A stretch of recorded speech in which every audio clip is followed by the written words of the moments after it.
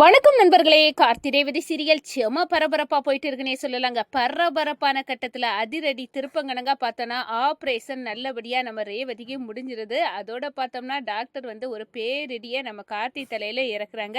இந்த பாருங்க, உங்க மனைவிக்கு வந்து பிரெயின்ல வந்து ப்ராப்ளம் இருக்கு, அதனால அவங்களால வந்து பழைய மெமரியை கொண்டு வர்றதுல சிரமம் இருக்கும் அப்படின்னு வந்து அந்த இடத்துல வந்து சொல்லுறாங்க. இதை கேட்டவுடனே அதிர்ச்சி அடைகிறாங்க நம்ம கார்த்தி. ஆனாலும் மயில் வந்து சமாதானப்படுத்துறாங்க. நிச்சயமா சகல உங்களை எல்லாம் ரேவதி மறந்துருக்க மாட்டா, நீங்க பயப்பட வேண்டிய தேவையில்லை அப்படின்னு வந்து அந்த இடத்துல சொல்லுறாங்க ஆறுதல். ஆனா ஒரு கட்டத்துல நம்ம ரேவதி கண்ணு முழிச்சாச்சு, வாங்க பார்க்கலாம் அப்படின்னு வந்து போகிறாங்க. எல்லாத்தையும் அடையாளம் தெரியுது, ஆனா நம்ம ரேவதிக்கு நம்ம கார்த்தியை மட்டும் அடையாளம் தெரியல. நீங்க யாரு அப்படின்னு வந்து நம்ம கார்த்தியை பார்த்து கேட்க நேரம் கதறி அழுறாங்க ரேவதி. நான் தான் உன் கணவர் அப்படின்னு வந்து சொன்ன நேரம், இல்லை நீங்க பொய் சொல்றீங்க, எனக்கு கல்யாணமே ஆகலை அப்படின்னு வந்து அந்த இடத்துல வந்து மறுக்கிறாங்க. நம்ம கார்த்தியை அடியோடு வெறுக்கிறாங்க. சந்திரா வந்து இதுதான் சரியான சந்தர்ப்பம், ரேவதிக்கு வந்து எதுவுமே ஞாபகம் இல்லை அப்படின்னா இந்த டிரைவர் பயில்கிட்ட இருந்து ஈஸியாக அவளை பிரிச்சிடலாம், இதுவும் நம்மளுக்கு நல்லதுக்கு தான் அப்படின்னு வந்து நினைக்கிறாங்கங்க. அதை பற்றி தான் இந்த வீடியோக்குள்ளே பார்க்க போகிறோம். அதுக்கு முன்னாடி சேனலுக்கு லைக் அண்ட் சப்ஸ்கிரைப் பண்ணுங்கள் ஃப்ரெண்ட்ஸ். பக்கத்தில் இருக்க பெல் ஐக்கானையும் கிளிக் பண்ணுங்கள். அப்போ தான் நான் போடுற ஒவ்வொரு வீடியோவும் நோட்டிஃபிகேஷனாக உங்களுக்கு கிடைக்கும். வாங்க ஃப்ரெண்ட்ஸ், வீடியோக்குள்ளே போகலாம். ஃபஸ்ட்டு எடுத்த உடனே பார்த்தோன்னா ஒரு செம அதிரடியான பரபரப்பு கட்டம் தான். பரபரப்பான கட்டத்தில் நம்ம பார்க்க இருக்க நேரம் தாங்க நம்ம கார்த்தி வந்து எப்படியாவது வந்து எங்கள் மனைவி வந்து க்யூர் ஆயிடணும் அப்படின்னு வந்து வேண்டி ஒரு கட்டத்தில் ஆப்ரேஷன் வந்து நல்லபடியாக நம்ம ரேவதிக்கு வந்து முடிஞ்சிருது. டாக்டர் வந்து சொல்லுறாங்க அபாய கட்டத்தை ரேவதி தாண்டிட்டாங்க, இனி எந்த பிரச்சனையும் இல்லை அப்படின்னு வந்து சொல்கிறாங்க. ஆனால் ஒரு இதில் ஒரு விஷயம் இருக்குது, ஏன்னா நாங்கள் பழைய மெமரியெல்லாம் ரேவதிக்கு ஞாபகம் இருக்குமா அப்படின்னு எங்களுக்கு தெரியலை, ஏன்னா பிரெயினில் வந்து ப்ராப்ளம் இருக்குது, அதனால மெமரியில் வந்து கொஞ்சம் அஃபெக்ட் ஆகிருக்கு அப்படின்னு வந்து அந்த இடத்துல சொல்ல நேரம் அப்படியே வந்து அரண்டு போகிறாங்க நம்ம கார்த்தி.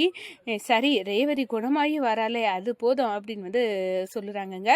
இந்த சைடு பார்த்தோம்னா கார்த்தி வந்து அந்த சாமியாரை வந்து சந்திக்கிறாங்க. நீங்கள் சொன்னது மாதிரியே ஆயிடுச்சு, என் மனைவிக்கு வந்து கல்யாண நாளில் வந்து ஆபத்து வந்து இப்போ உயிருக்கு போராடிட்டு ஹாஸ்பிட்டலில் இருக்காங்கன்னு சொன்னார, உயிருக்கு உங்கள் மனைவிக்கு எந்த ப்ராப்ளமும் வராது, பொழைச்சிருவாங்க. ஆனால் அவங்கள வந்து உங்களை வெறுத்து ஒதுக்குவாங்க, உங்களை பிரியக்கூடிய சந்தர்ப்பம் வரும். ஆனால் நீங்கள் எக்காரணம் கொண்டோ உங்கள் மனைவியை வந்து கை விட்டுறாதுங்க அப்படின்னு வந்து அந்த இடத்துல சொல்லுறாங்க. நீங்கள் உங்கள் மனைவி கூட சேர்ந்து தான் இருக்கணும், எந்த நேரத்துலையும் பிரியது தான் அப்படின்னு வந்து ஒரு முடிவு எடுத்து நீங்கள் உங்கள் மனைவியை விட்டு விலகிடக்கூடாது அப்படின்னு வந்து அந்த சாமியார் வந்து சொல்கிறாங்க. நிச்சயமாக நான் வந்து அந்த வேலையை நான் பண்ண மாட்டேன், என் மனைவியை எந்த காரணத்து கொண்டா நான் பிரிய மாட்டேன் அப்படின்னு வந்து ரேவதியை வந்து மனசார நான் ஏற்றுக்கிட்டேன் அப்படின்னு வந்து கார்த்தி வந்து சொல்லுறாங்க. போதும் தம்பி, நீங்கள் சந்தோஷமாக வாழுவீங்க அப்படின்னு வந்து அந்த இடத்துல வந்து அனுப்பி வைக்கிறாங்க சாமியார்.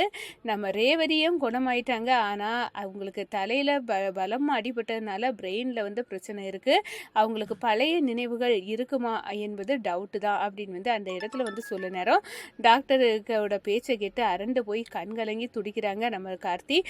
நம்ம மயில் வந்து சகல கவலைப்படாதுங்க, நீங்கள் தான் ரேவதிக்கு உயிர், யாரை மறந்தாலும் சரி ரேவதி உங்களை மறக்க வாய்ப்பில்லை, கண்டிப்பாக வந்து உங்களை ஞாபகம் இருக்கும், நீங்கள் பயப்பட வேண்டிய தேவையில்லை அப்படின்னு வந்து அந்த இடத்துல வந்து சொல்லிடுறாங்க நம்ம கார்த்தி. சரி அவளுக்கு ஞாபகம் இருந்தோ இல்லையோ, எந்த காரணத்து கொண்டோ நான் என் மனைவியை விட்டுக்கிட்டு போக போகிறது இல்லை அப்படின்னு வந்து ஒரு பலமான முடிவை எடுத்துக்கிட்டு இருக்காங்க.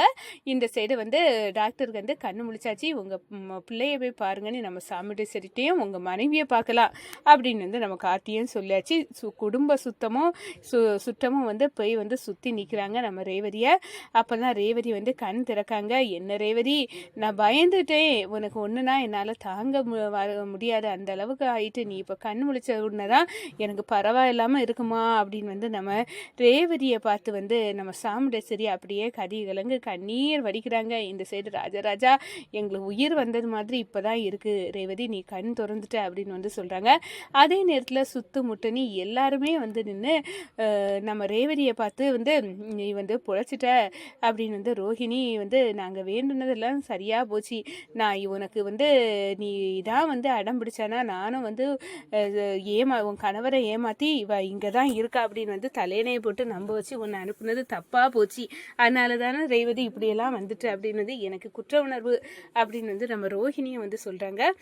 அப்படி எல்லாருமே சுற்றி முட்டி வந்து இருக்க நேரம் எல்லாமே ஞாபகம் இருக்குது. நான் பொழைச்சிட்டேங்களாமா, இப்போ அழாதுங்க அப்படின்னு வந்து நம்ம சாமுண்டேஸ்வரிக்கிட்ட ஆறுதல் சொல்கிறாங்க நம்ம ரேவதி வந்து. அதே நேரத்தில் வந்து நம்ம கார்த்தியை பார்க்குறாங்க. யார் இவர், எதுக்காக என்ன பார்க்க வந்திருக்காரு, எதுக்காக இவர் இப்போ அழாரு அப்படின்னு வந்து நம்ம கார்த்தியை பார்த்து ஒரு கொஸ்டினை போடுறாங்க நம்ம ரேவதி. இதை கேட்டதும் ஒட்டுமொத்தமாக அரண்டு போகிறாங்க. என்ன இவ்வளோ காலம் வந்து அவர் தான் எனக்கு வந்து முக்கியம், நான் வந்து தாலி அவள் கழுத்தில் உள்ளதை கழுத்தணும்னு பார்க்க நேரம் எல்லாம் என் ரேவதி வாயிலிருந்து வந்த வார்த்தை, என்னை நான் இறந்தாலொழிய அவர் கட்டின தாலி என் கழுத்துலேருந்து என்றைக்குமே இறங்காது அப்படின்னு எல்லாம் வந்து சொன்னாலே என் பொண்ணு இன்னைக்கு வந்து இவ்வளோ தூரம் வந்து வேண்டா வெறுப்பா அவரை வெறுத்து ஒதுக்குறாளே, இப்போ என்ன பண்ண அப்படின்னு வந்து அந்த இடத்துல வந்து கதி கிளங்கி வந்து நம்ம சாமுண்டேஸ்வரியே வந்து பார்க்குறாங்க. நம்ம சந்திராவுக்கு பயங்கர சிரிப்பு.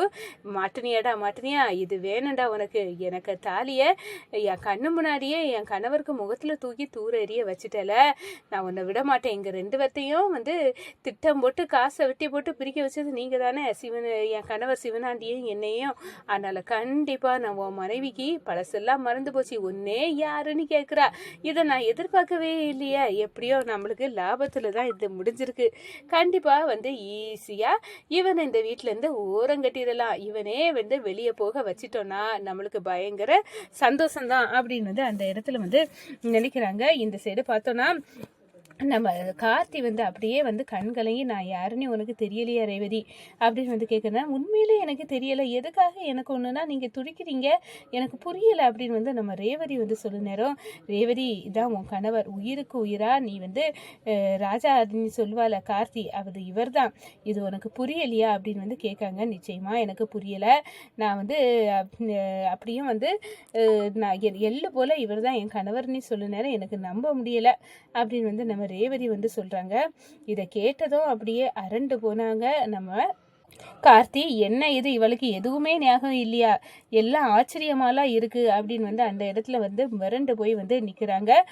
அப்போதான் வந்து நம்ம ராஜராஜா, இந்த பாருமா, இது உன் கணவர் கார்த்தி, உனக்கு இந்த ஆக்சிடெண்ட்டில் பழசெல்லாம் ஞாபகம் இல்லை, அதனால தான் உனக்கு வந்து மறந்துருக்கு. அப்போ அம்மா அப்பா இதெல்லாம் எனக்கு ஞாபகம் இருக்க நேரம் இவரை மட்டும் ஏன் வந்து எனக்கு ஞாபகம் இல்லை, நீங்கள் எல்லாரும் நாடகாட்ரியா உங்களா மொத்த குடும்பமாக சேர்ந்து, இவர் யார் என்னை பொறுத்தவரையில் அப்படின்னு வந்து நம்ம ரேவதி வந்து வெறுத்து ஒதுக்குறாங்க நம்ம ராஜாவை. ஆனாலும் சாமியார் சொன்னார், எக்காரணத்து கொண்டோ உன் மனைவியை நீ கைவிட்டுறக்கூடாது அப்படின்னு வந்து நீ பிரிஞ்சிடவே கூடாதுன்னு சொல்லியிருக்காரு. என் மனைவி வந்து எவ்வளோ என் மேலே வன்மத்தையோ வெறுப்பையோ காட்டினாலும் நான் ஓரங்கட்ட போவதில்லை, அது என்னோட ரேவதி, அவளோட அன்பு எனக்கு தெரியும் அப்படின்னு வந்து அந்த இடத்துல வந்து நம்ம ரேவதி வந்து உயிரோடி கிடைச்சதே வந்து பெரிய விஷயந்தான். என்னை பற்றிய நினைவுகள் இல்லாட்டாலும் பரவாயில்லை, எனக்கு வந்து அவள் நல்லா இருந்தா அது போதும், ஆனால் நான் எந்த காரணத்துக்கு கொண்டோ என் மனைவி விட்டுட்டு நான் போக போகிறதில்ல அப்படின்னு வந்து முடிவெடுக்கிறாங்க.